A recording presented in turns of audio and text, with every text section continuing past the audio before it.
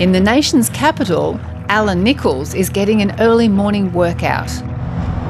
I found it very hard being sick.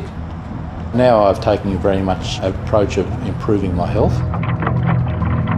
The air around him is clear now, but nearly a year ago it was very different. It's been almost 2 weeks since thick smoke first blew into the capital. To an orange glow. Canberrans are once again choking. Canberra was among the worst affected places when smoke blanketed the country as bushfires tore across southeastern Australia, catching locals and holidaymakers by surprise. We holidayed at a place called Malure Bay, just south of Bateman's Bay, and the fire just came through like a million miles an hour. I was trying to run with that to get to the beach. The particles in the air, I felt that my lungs were going solid. Alan and his wife went home to Canberra, but there was no reprieve. We weren't able to have the cooling going because it was pumping the smoke in. I had a really, really bad cough out of it, and to the point that I couldn't really sleep. I'd wake myself up all the time.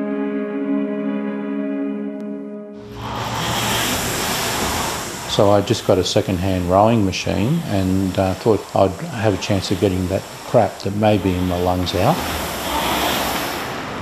I then found I couldn't walk, and I had clots from my knee all the way down to my ankle. So then straight to the emergency department at Calvary, and then about a week later I went to go to bed of an evening, and it was as if someone was playing the drums on the bed, and it was just bang, bang, bang, bang, bang.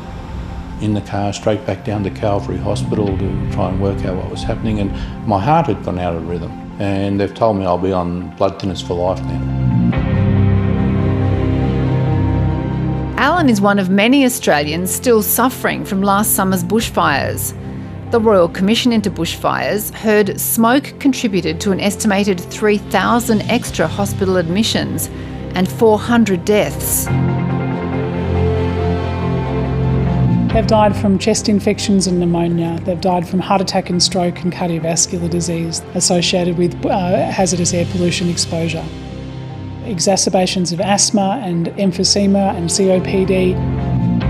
And it's not just the critically ill who were affected. New figures show as fires raged across the south coast of New South Wales, prescriptions for a common asthma medication for breathing difficulties rose 73% in the second week of January compared to the same time the year before. In the Hume area of Victoria, scripts also spiked by 74%.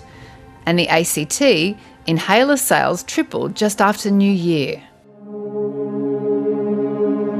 At the height of the fires, bushfire smoke affected 80% of Australia's population. It was then experts from the Australian National University came together to start a campus-wide project with the aim of filling a massive knowledge gap that exists the world over.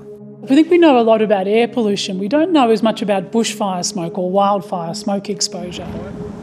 They've already discovered 9 out of 10 people in the ACT suffered some sort of health impact from the smoke, ranging from eye irritations to cough. Some of those side effects will be long-lasting. But the smoke can't be looked at on its own.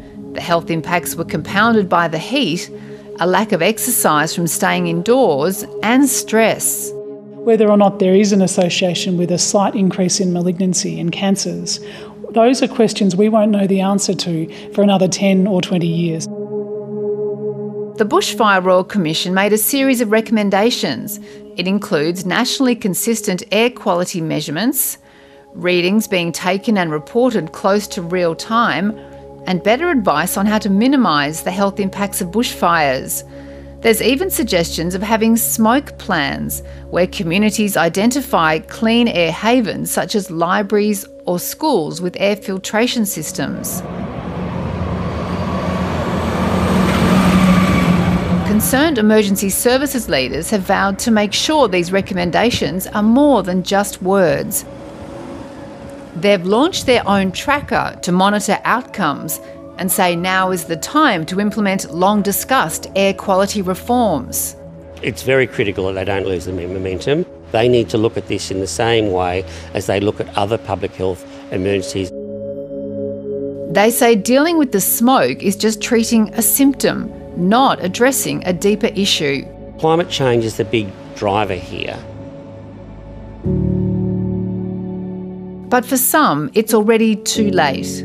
My mum was a wonderful person. She helped an enormous amount of people throughout her life. At the height of the bushfire crisis, climate campaigner Imogen Jubb got a call to say her 85-year-old mother, Anne-Marie, had been rushed to emergency with breathing difficulties. She seemed frail but really well. We had a wonderful Christmas Eve lunch together and, I had no thought that she wouldn't be alive a few weeks later. But as the bushfires spread, Anne-Marie's health went further downhill. She didn't feel comfortable going outside. It was really hot in the house. She was a young child all through the Second World War in Berlin. The fires and the smoke had made her, she felt like she was reliving some of those wartime experiences, and they did make her feel very anxious and worried. I got a phone call again from my brother, and I pretty much knew from the tone of his voice that it wasn't okay, and they kept her on life support until I was able to get there. Son Brendan is a specialist paediatrician and also believes the smoke contributed to his mother's heart attack. Certainly she had a heart problem to begin with, so that was a contributing factor. Some thousands more people presented to hospital with cardiovascular, so heart attack and arrhythmia problems, stroke problems, and with pulmonary problems. The intense heat, the air quality and the anxiety that came from that 6-week period due to climate change all played a role in my mum's passing. The federal government says it brought the states and territories together to align air quality warnings, but some still haven't got to changes in time for summer. I can confirm that New South Wales is delivering these improvements to their residents in time for this summer and this bushfire. Our hope is that other states and territories are able to do so. Assistant Environment Minister Trevor Evans said the government has climate change policies in place. Those affected by last year's Black Summer hope their experience can spur authorities into action before it's too late. I would like it to be acknowledged the danger of the smoke. Unless we get on top of this and start implementing all the solutions, many, many, many thousands of families are going to have to deal with the same situation.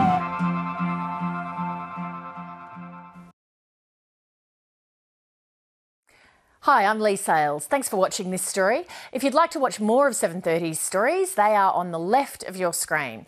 And tap on the button below to subscribe and get the latest from ABC News.